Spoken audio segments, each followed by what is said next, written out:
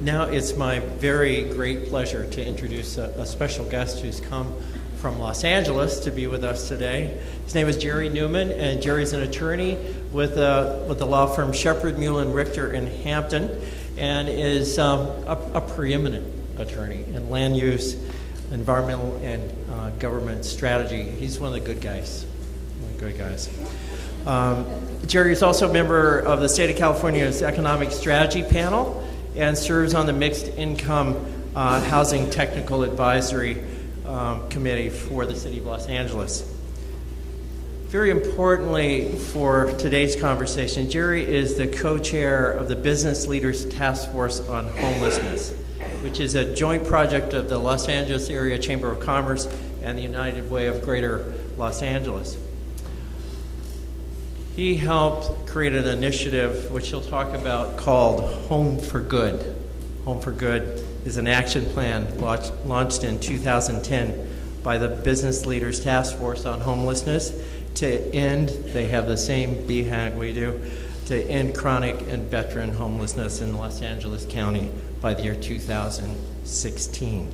And thanks to their efforts already, this was launched in 2010. As of the end of this quarter, according to their website, 2,319 chronically homeless individuals and 985 non-chronic veterans have found homes in Los Angeles. That is pretty cool. This year, that's not the total number. Now, I'm a business guy, and I'm going to quote Jerry. He said, "We all have a stake in reducing, rather than merely managing, the nation's largest homeless population, which is Los Angeles. But few have a larger stake than the business community. For tourism to entertainment and restaurants to retail, businesses get better when homelessness is sensibly and effectively addressed." And as a business person, business people, listen to that. That couldn't be more true. It's certainly true in Santa Cruz. So, Jerry, thank you for being here with us, and please come up.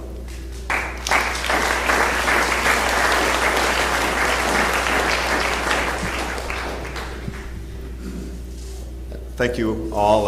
It's a pleasure to be here today. In fact, I am a bit humbled and if not intimidated in being here when I stand in a room where you have so many people who have committed their lives and their energy and time for so long to an issue that is so important across our country. The little work that I do seems a lot less important and meaningful for me, but I will tell you that nothing has been more meaningful in my life than the work I've done on homelessness in Los Angeles County. I want to talk a little bit about what we do and about the way that we do it. I will tell you, Margarita, wherever you are, I see that you're breaking ground and having the first summit here. Home for Good created the first summit in Los Angeles County. I will tell you that our room was not as full as this. So looking out in this room, it gives me great hope and promise that you're well on your way to doing the things that you need to do. In fact, I'm not sure we had half this number. So in a county of 9,818,000 people, we couldn't bring this many people into a room. And you, a county of 280,000, did.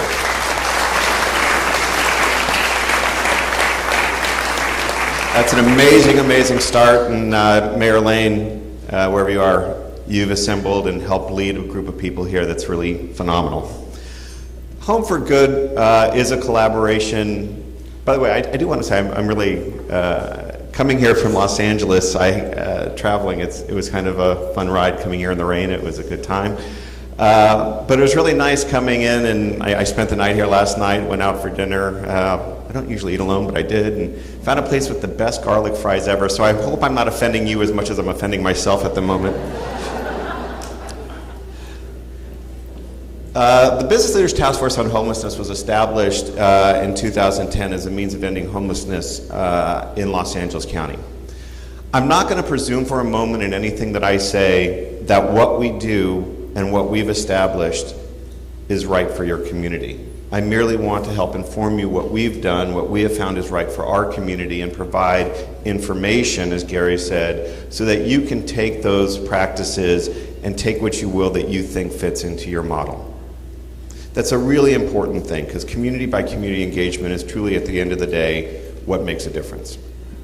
So the Business Leaders Task Force on Homelessness started when United Way of Greater Los Angeles came to the Chamber of Commerce and said, the reality of ending homelessness, as it's been shown across the country, is that the system does not change until the business voice is heard. Now, for many of you, that may seem kind of strange, but the reality is across communities and across the country, they have found that the voice of the advocacy community standing alone often is tuned out after a while. That the repetition of the message, that the means in which it is said, becomes a constant drumbeat of background noise that ultimately can be ignored. That's a sad fact, but oftentimes too true. When the business community comes into it, they add a different and varying voice. And it is the sound of both those variations that create an orchestra, if you will, that changes the dynamic of the dialogue. So it is not that the independent drumbeat is drowned out alone. Now you have percussion, you have other things that happen, you have a rhythm.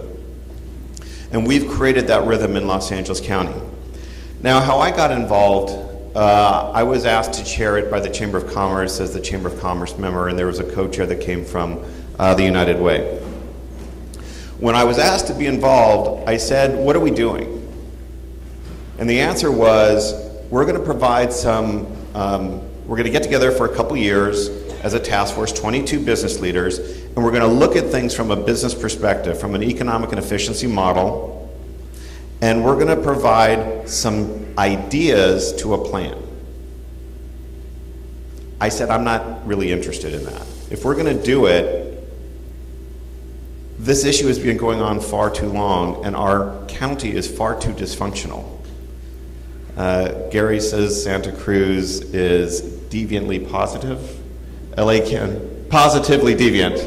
Positively deviant. Yes. I will tell you that LA County is almost the opposite of that. Consistently negative. And the reason for it is we are completely dysfunctional in so many ways. So I said, I'm not going to give the mayor of Los Angeles some ideas so that he can write a plan that's going to be ignored by the county supervisors. Leadership has to start in one place and emanate from there. And there was no leader in LA County that had sufficient jurisdiction and ability to make a true difference. So we became the leaders. I said, we have to write our own plan. We need to make the changes start from within and grow it outward. And we need to hold those people accountable for our plan and the things that we do, because at the end of the day, it's not about fixing a broken system.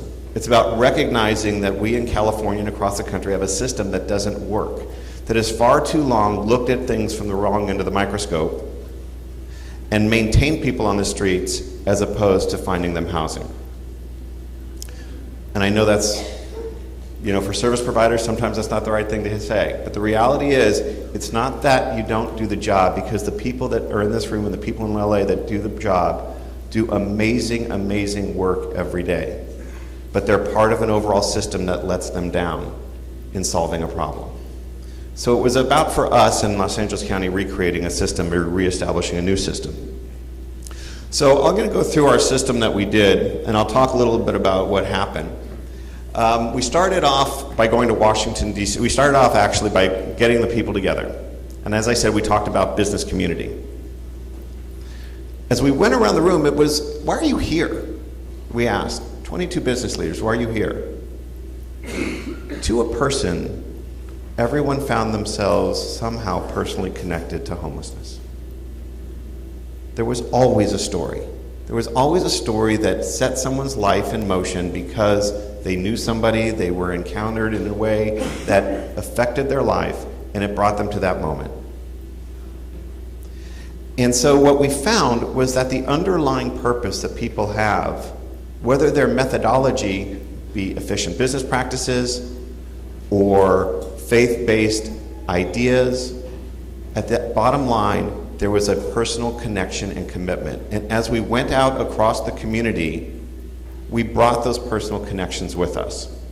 And our dialogue was about our methodology, but it was always through a prism of underlying caring and concern.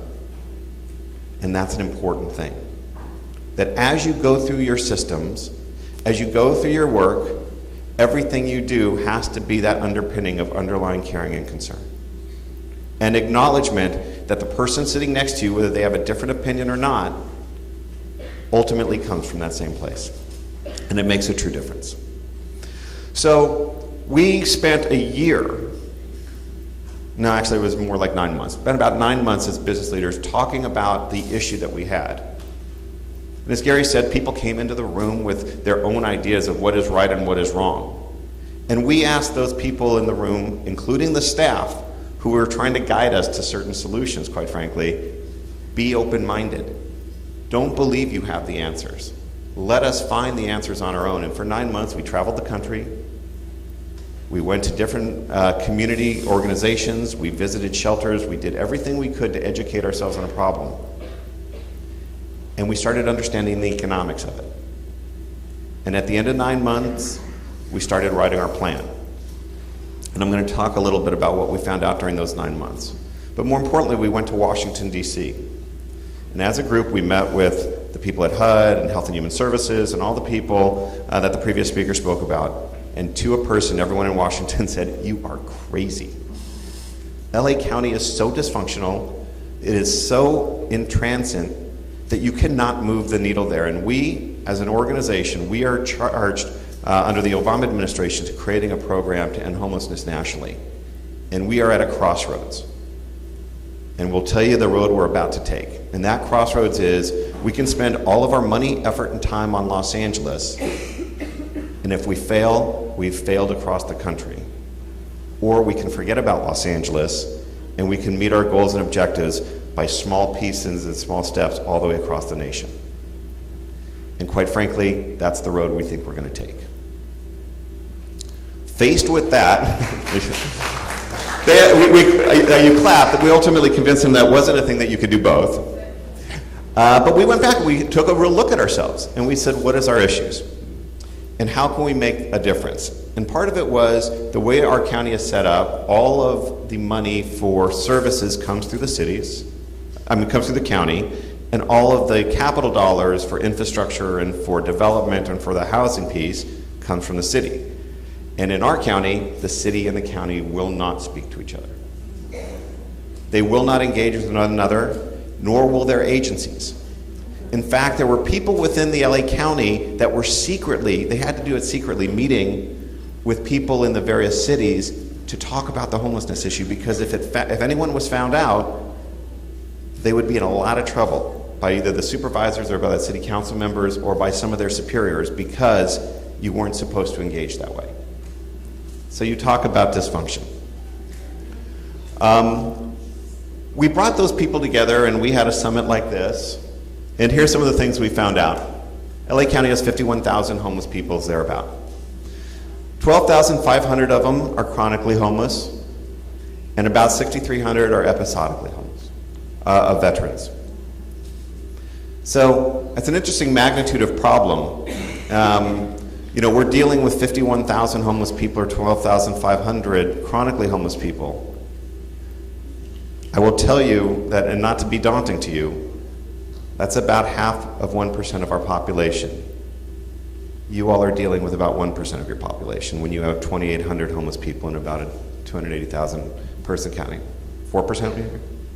So we are dealing with, the magnitude is unbelievable, and we're the homeless capital of the nation. Our percentage of our population is not as great as some other communities face. We also found that our homeless people were all over the county. Unlike what most people think, Skid Row, downtown LA, Santa Monica, that's where all the homeless people are. It's not true. And it's not true, and it became one of the basic premises of the things that we do, which is, everybody always asks the question, how do you scale up to conquer a problem that has 51,000 homeless people? My answer always is, it's not about scaling up. It's about scaling down. It's about working to have every community recognize that they have homeless people within their community and they have to take care of their own. And if they take care of their own, they've solved the problem that way, as opposed to waiting for someone else to solve the problem for them. So it's about engagement. So places like Hollywood. Hollywood has 500 homeless people. Of the 500 homeless people, about 119 right now are chronically homeless. Hollywood has committed itself to finding permanent supportive housing for every one of those people, and have far exceeded their numbers in terms of development of units than any other place in the city. Long Beach is doing the same, Pasadena is doing the same. All of these communities are starting to recognize that they have issues and they have to solve them from their own perspective. Now, we also have communities like El Segundo that we know has a substantial homeless population, but refuses to participate in the count and refuses to recognize that they do have homeless people. So we as a Business Leaders Task Force shame them. We talk about them in the news, we talk about them in papers, and we issue a quarterly report that talks about the fact that they are failing at their jobs. And that's the way that we've decided to attack the problem. So let's talk about the numbers. About 23% of the population is chronically homeless. Yet that chronically homeless population utilizes about 75% of the resources. Now, we're going to get into what the actual numbers are in a second, but it's an amazing, astounding number, and it's what drove parts of our plan, is recognizing that whatever the money is that we're spending out there, that when you take 75% of those dollars and you apply it to only 23%, 25% of the population, it means that the majority of people are going without what they deserve to have as part of the system. And a realignment is necessary. So what are the numbers? $875 million are spent in LA County a year on its homeless population. I want to say that again. $875 million a year are spent on 51,000 homeless people. Of that, $650 million are spent on the chronically homeless alone. 12,500 individuals in Los Angeles County receive $650 million in services every year.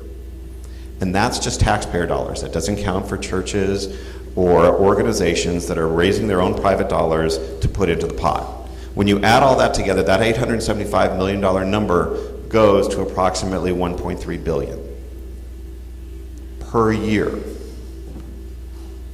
So you couldn't tell me that we didn't have enough money in the system to solve the problem if that money was used wisely and efficiently and appropriately. Now, the cost of permanent supportive housing is about $230 million estimated per year.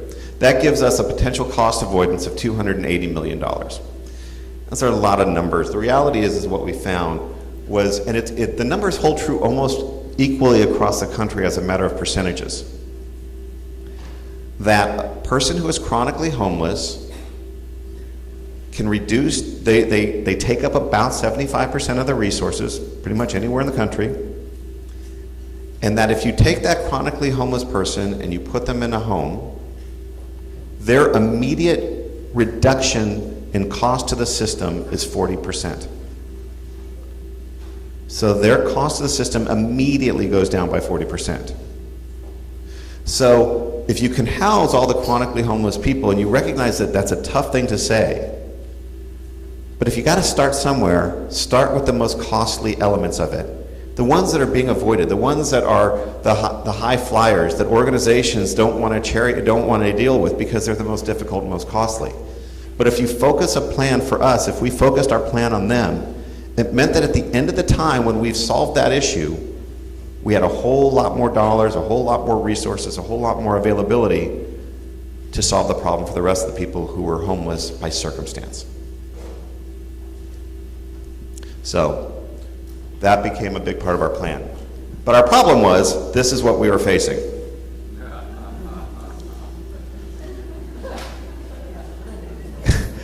You know, we stood there and we're like, oh my God, you're kidding me? This is our system? The problem with the maze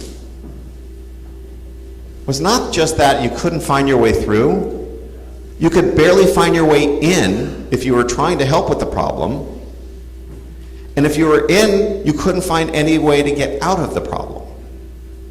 And there were so many dead ends, so many agencies, so many individuals that were unable to assist in finding either a way in or a way out. It became an impossible system to deal with. I'll give you an example of that. Veteran homelessness alone. We, and you'll see the statistic again, we held a small summit on veteran homelessness alone, and we called all the agencies that touch veteran homelessness in LA County together into a room. We got them all together. And I don't know if you remember the game of life, okay, game of life. On every table, we put a game of life roadmap on a table. You know, yeah, that road, all little boxes. So we put a game of life roadmap on the table. And we mixed them up so that every agency was represented at every table. We had about 7 or 8 tables. And we said, okay, here is a sticky note pad. Write down the steps that it takes you from once you have recognized a homeless vet and you know where you're going to put them in housing, how many steps does it take to move that vet from the street to the house? So they started putting their sticky notes down. At the end, and then on your sticky notes, write how long it's going to take. So in about an hour and a half, they all did it. We went around, we collected it, and we averaged it out. There were 49 steps that had to be taken from street to home with an average of 168 days. So a veteran who served our country was left on the street for nearly 6 months because our system was failing them. So we locked the doors.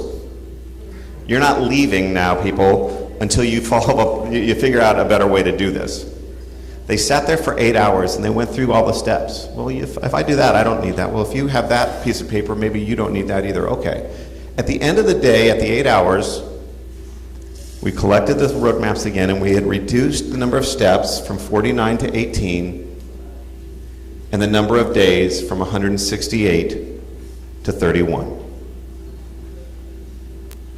We immediately opened the doors, we went out, and within 20 days, our numbers on average on the street in real life had gone down from 168 to 100 immediately. It's about breaking that, and it's turning it into this. This was our first model in terms of what we were thinking about. It starts with outreach. It starts as a permeable system that is interconnected, interlinked, that brings agencies together, and that ultimately at its core is about finding homes. So what's really interesting about finding homes is that the methodology that has been used historically, especially in LA County, is that the key to an apartment was the incentive dangled at the end of the line.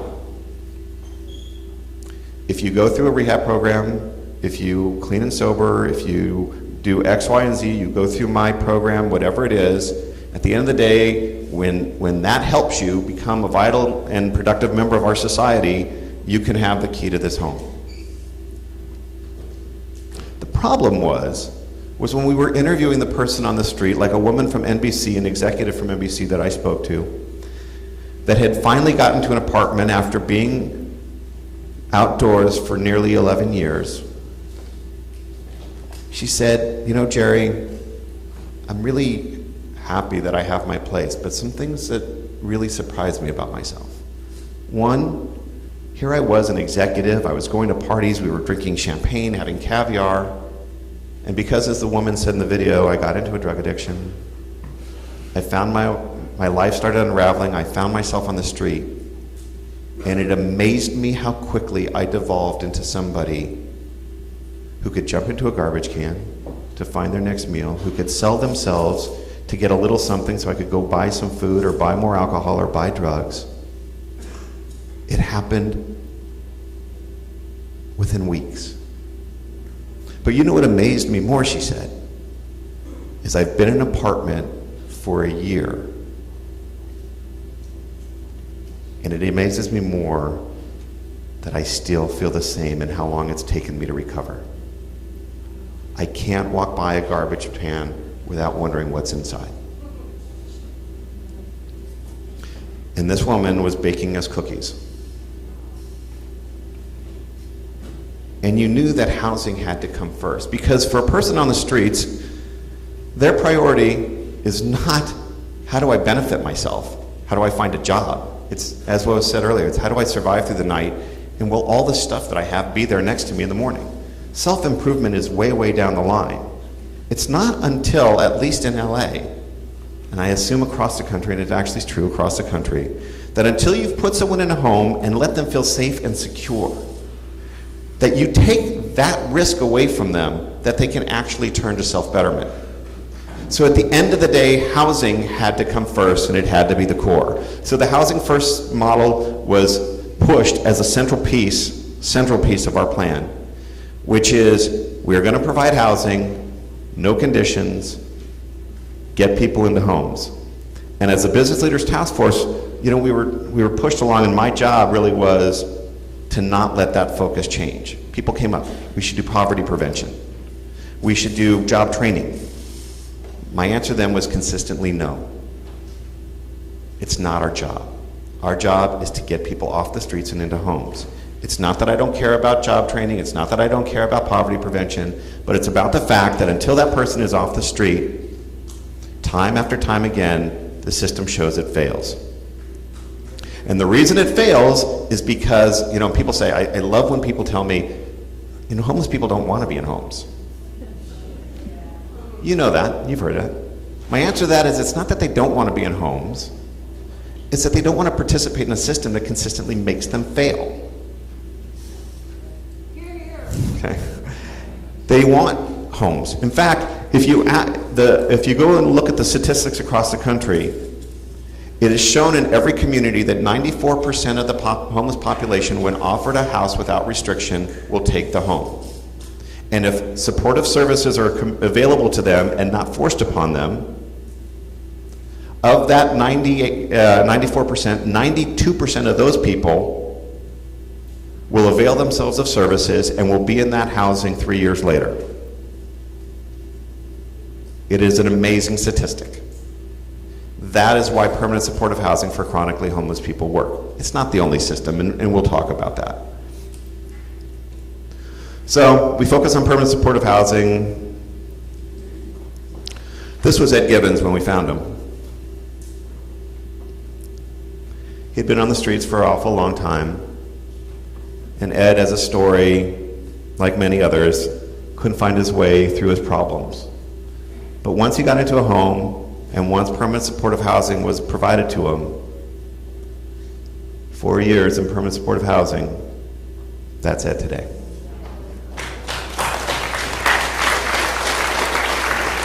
So our system really does 4 areas of engagement, 4 strategies. We started developing, in order to get to that holistic circle, we developed 4 main strategies. Know who homeless and what they need. So what I mean by that is you heard them speak about HMIS. In LA County, we have 51,000 homeless people. The year we started in 2010, HMIS system was reporting 4,200 homeless people to the federal government. There was no utilization of it. We had no idea who they were. Housing was done on an ad hoc, first come, first served basis. There was no priorities, there was no list of vulnerability, there was no index knowing the housing supply. So part of our strategy was, let's find out who they are, let's find out how vulnerable they are, create a vulnerability index, and then start creating a housing stock survey, and start with where the services are, and match the appropriate person to the appropriate housing with the right services. Simple, logical, but in 3 decades, no one ever thought about it. Once you know who they are, you got to create housing and services to help people thrive. You got to get them into homes.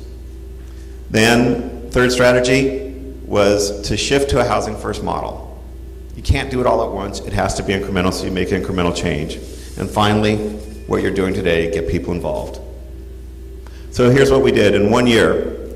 Our first year, we had a goal of 840 veterans to be housed. We beat our goal not by as much as what we wanted to, but we had 864 veterans that we housed in our very first year. We, chronically homeless, this is the overall total. We had a goal of 1,700 our first year. We actually housed 2,273. An amazing statistic. In our very first effort, and this is how we did it. New construction, only 211, we failed that. We had a new construction goal of 500. But what we found was it was way, way too expensive, especially in LA County, to build new housing. We cannot build our way out of the problem. But what we could do was we could create a scattered site approach where we found empty apartment buildings. We started converting land. We started talking to our landlord community and talking to them about certifying their facilities for vouchers and getting them engaged and involved. And we started having an amazing number of people coming out and providing us the opportunity to create scattered site housing. And then we created mobile services to support them. We had a large number, house and turnover of existing, we know we have a lot of existing permanent supportive housing units that do turn over regularly. In our first year, it was something we didn't anticipate, but we realized, but 266 of them came from that. And this year, actually, that number's gone up dramatically in our second year because we recognize it's a great opportunity because people are either moving out, you know, or they've moved up in life and they're finding their way through a new system, and those units become available, so they become a great opportunity. So the progress that we've made, I went to HUD and I met with Secretary Donovan. This was our second year. So after we were told we were crazy and shipped off, we rode home for good and we came back out. And it was really interesting because we put out our plan and we held some leaders to task in the paper and on the news, and we called them out and told people they weren't doing their job. All of a sudden, people wanted to meet with us. So we get a guy from Health and Human Services flew back from Paris just to meet with us because he wanted to be part of a movement that was changing the face of homelessness in Los Angeles. Sat down with Secretary Donovan. Secretary Donovan said, you know, Jerry, you guys are doing a great job, but you're not going to get there. And I said, what do you mean? He goes, until you get the county and the city to work together, you're not going to be able to solve the problem. So I was like, okay, what do I need to do? He says, I'll tell you what. I said, what? He goes, I'll put more resources up if you find a way to get a joint NOFA, Notice of Funding Availability, by the city of LA and the county of LA and a number of the other cities in the community. And I said, I'll tell you what, you give me 1,800 more vouchers and in 1 year I'll have that done. We made a deal. I went back. The people at United Way told me I was crazy, I was getting kicked under the table, how dare you do that, I was, you know. And I said, look, we're gonna create a strategy, we're gonna make it impossible for them to say no. One, we're gonna keep up our campaign. Two, we're gonna go raise $5 million. And we're gonna start small. We're gonna go to a couple of strategic agencies in the county and the city, and we're gonna, people who we know are progressive and wanna help us out and are part of our task force. I said, and let's us say we're going to put $5 million new money into the system if they match us 8-1. So I'm giving the county and the cities $5 million, but they got to come up and pony up for our program for this one joint NOFA. You know what happened? They all got excited about it, and at the end of the day, I don't know if it's on this slide. At the end of the day, we put in our $5 million. The agencies were so excited and so mindful that they were breaking ground with something new and actually getting a chance to work together, coming out of the closet and into the daylight. They put up $100 million. And in March of this year, we went out with a joint NOFA and funded $105 million to house 1,000 people for 15 years with guaranteed services.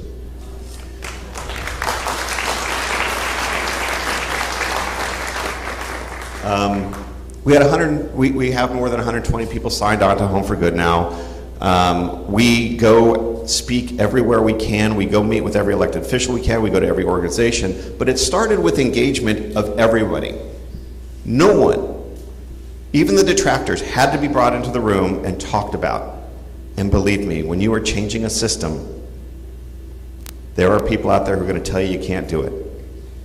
There are going to be people out there who tell you that your ideas suck. And they're going to tell you you're wrong. But if you don't engage them, all you've done is left someone on the street and left someone outside your door that's going to take pot shots at you. So we brought them all into the room. And even when they disagree, we talk to them. So from our perspective, we keep getting them to sign on, because we want them part of our solution, not out there taking pot shots at us. We also have done a number of other things in terms of our engagement. We hold summits like this. We engage in our community and dialogue. We've put out public service announcements, and we do a lot of things like that. And you ask why. So part of it, I was going to speak to an organization, a business organization, at their monthly breakfast to talk about our plan. And as luck would have it, my car got a flat tire on the way. I was like, oh my God, what am I going to do? I pull over, there's a Vaughn's on one side of the street and a Ralph's on the other side of the street. I pull over, and I get out of my car, and I realize that the bus is on the other side. So I go to run to the bus, and we're walking to the bus stop. I get to the bus stop, and at this bus stop was two kids getting ready to get on the bus to go to school. There was a woman dressed as if she was going to go to an office. There was a man carrying a briefcase. And there was another couple standing there. And behind them all, there was a homeless woman laying on the bench. And as we're sitting down, as we're waiting for the bus, this woman gets up. And the lack, having these people stand around and watch this woman, as most people do when they wake up in the morning, she had to do what she had to do. And here was this woman taking a little yogurt-like cup and trying to find the way to save some dignity and finding a way to care about her community, the people around her enough to not defecate on the street, but to try to hide herself and do what she needed to do. In front of these kids, in front of these people who all had their back to her. And it became apparent that we had to create dignity for people who otherwise are not in a position to have the dignity that they deserve. And we had to do something about it. And it is not about the fact that we just have to help them because it is the right thing to do. It is the important thing to do because we don't want our kids having to face that issue. We don't want our people going to work in their business to feel bad about their community and feel that they have been that their community has been diminished by the fact that they've allowed this to happen and they've allowed this woman to sit there and have no dignity. Because she cared enough about her community and about the people around her to hide herself. And she cared enough about them, but did they care enough about her to help her out? And when I went and talked to those business leaders, I told them that shame on them if they don't stand up and take care of this woman and give her the dignity she deserves. My favorite poem, one of my favorite poems is written by Ray Bradbury. Ray Bradbury wrote a poem called Remember. And it's about a man who goes home to his hometown. And he hadn't been there for 30 years. And he gets to his hometown and he's remembering. As he walks down the street, he remembers the school, he remembers his house, he remembers all these things. And all of a sudden he comes across this tree that now doesn't seem quite as large as it did when he was a little boy. And he's like, wow, I'm gonna go climb that tree again. So here's this middle-aged guy, climbs a tree, sitting up there like an aging ape in this tree. And all of a sudden it dawns on him, I know this tree. I wonder if. And he looks and there's this little hole, knot hole in the tree, and he digs his hand into it, and as he digs through that knot hole, there it was. He pulls it out, and it was a note. A note he had written to himself when he was a little boy, hoping that one day he'd return. And the note simply said, remember me. And the truth is that the homeless people we engage every day find themselves as an adult or in a body that they have to care about, and they don't have the capacity or ability to sometimes remember the vulnerable child that they are or were, and the way in which they needed a helping hand when they were a kid. And it's up to us to take every moment that we have to not look at that homeless person just as someone who is an adult who's lost their way, but some child who you can help find their way home. And by doing that, they'll be home for good.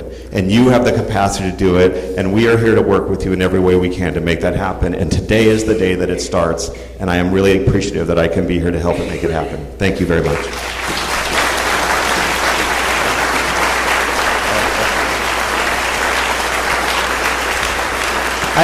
I think it's safe to say that we've just made a very good friend in this community. Jerry, thank you so much for being with us. We really appreciate it.